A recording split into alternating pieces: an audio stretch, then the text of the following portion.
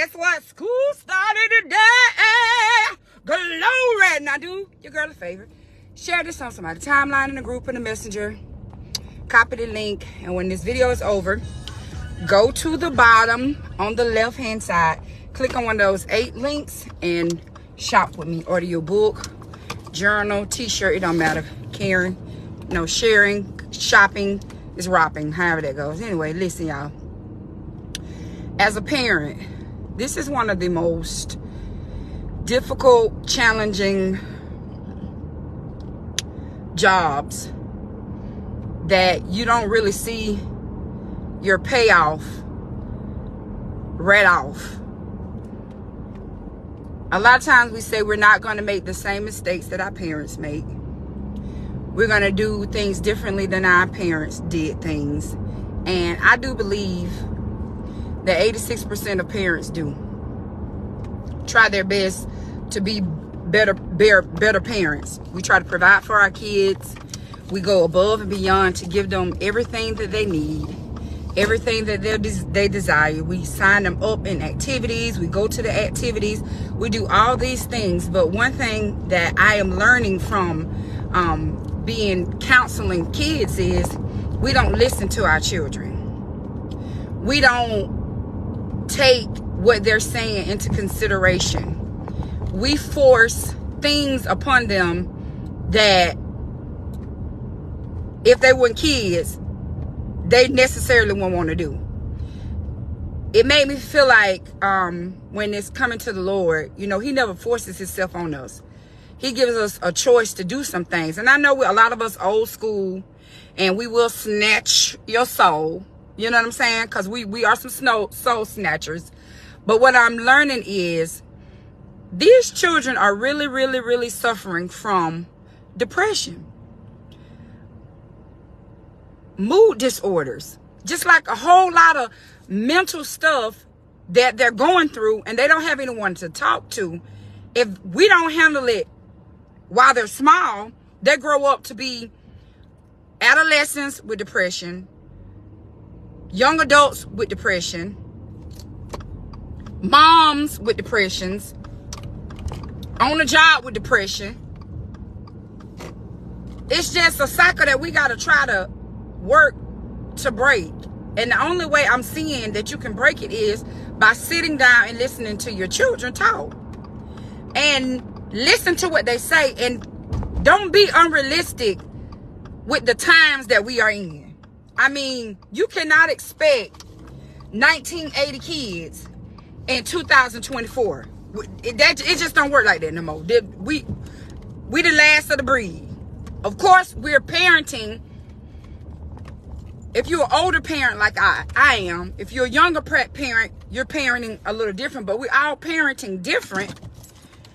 But we stuck in this mindset that do what I say, not what I do. I don't have to listen to you. Your opinion doesn't matter. You don't have value or anything. And I'm telling you, listen to me good if you don't listen to me at all. These children are crying out for help. And they feel like they cannot talk to their parents because the parents are purposely being unrelatable. What I mean by purposely being unrelatable, you're trying to hold them at a 1980 standard, a 1990 standard, a 2020, whatever. I don't know exactly what I'm trying to say, but what I'm saying is we got to listen to our children and take into consideration how they feel. Yes, we still gonna get them bikes. I'm talking about the center of them bikes. We're gonna do that. But I have the privilege of speaking to an array of different races, different colors, different walks of life, and they're all saying the same thing. My mama ain't listening to me. My dad ain't listening to me. They're trying to force me to do this. They're trying to force me to do that. And the children begin to build up resentment. They start becoming bitter, and then they go into a different place. They start reaching out to other people. This how your child can get abducted and you don't know nothing about it, because where you don't have time to listen to what they're saying, there's an adult that's a predator that will actually hone on the weak points of your children, find out what it is that they're missing, and begin to pour that on them. Be a listening ear. Above all I'm hearing is these children saying they need their parents to listen to them. I was not the best parent.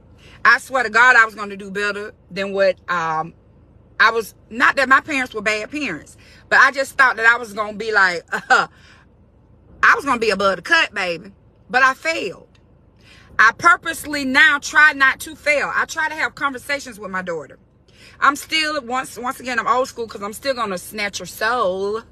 But I try to listen to what she's saying.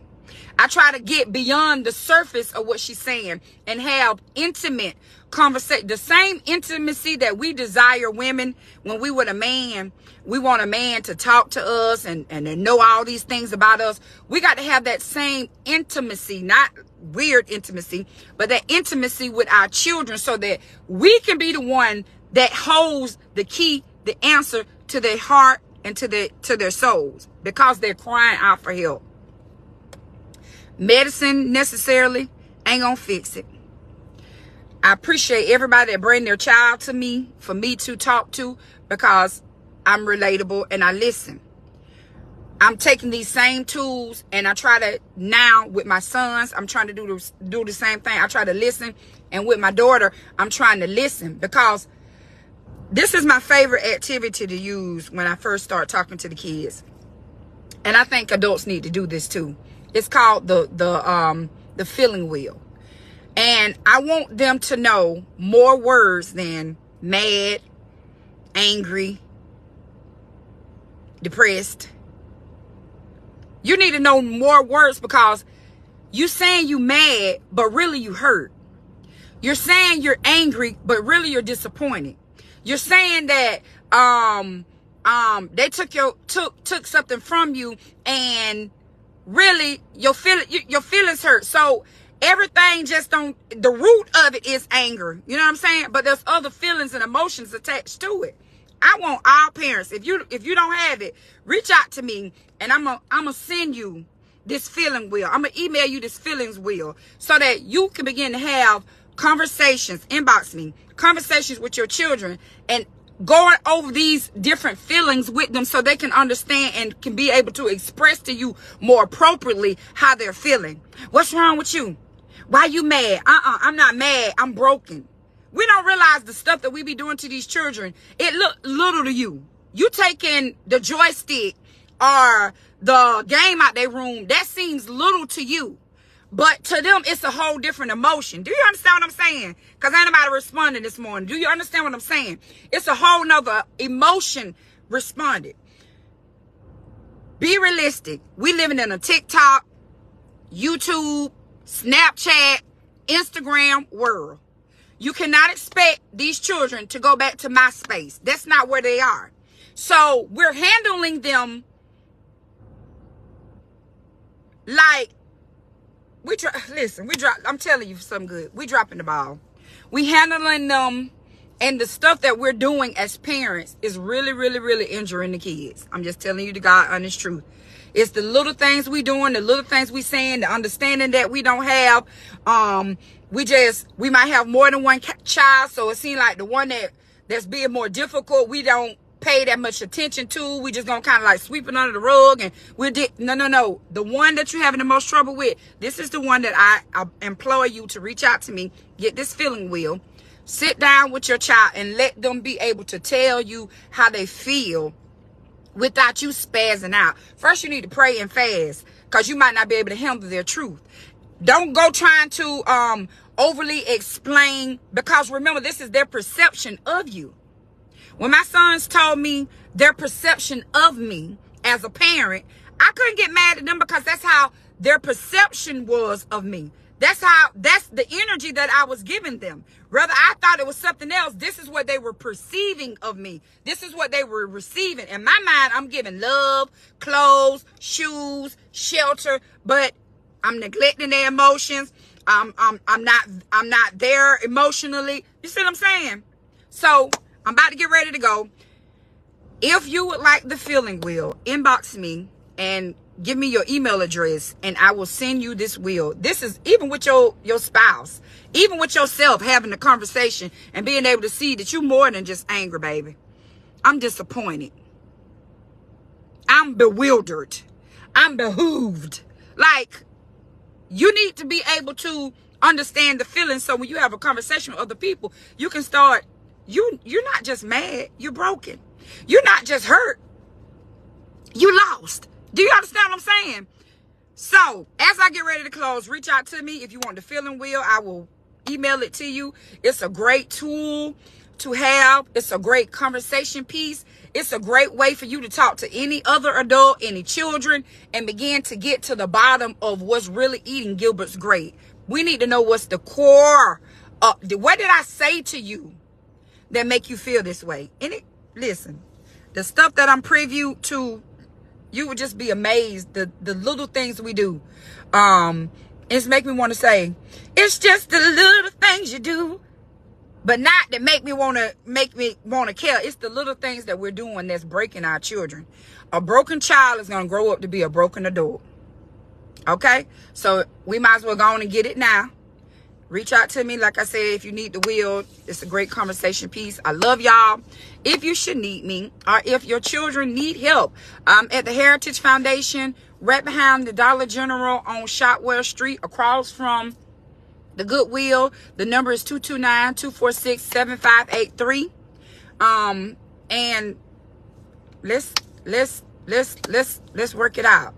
Click on the links, shop with your girl, and y'all have a marvelous day. I know this might not be the one for the day, but listen, I'm telling you, this was on my heart this morning. We got to have conversations with our children. Today, the first day of school, some kids be getting bullied, and you just don't never know. And the way people are leaving here, if we would have begin to not just medicate the people, but begin to talk to people at an earlier age, give them the space to be able to express what it is that they're feeling, it wouldn't be so much death. It wouldn't be so much suicidal, because they will understand and know how to communicate their feelings effectively.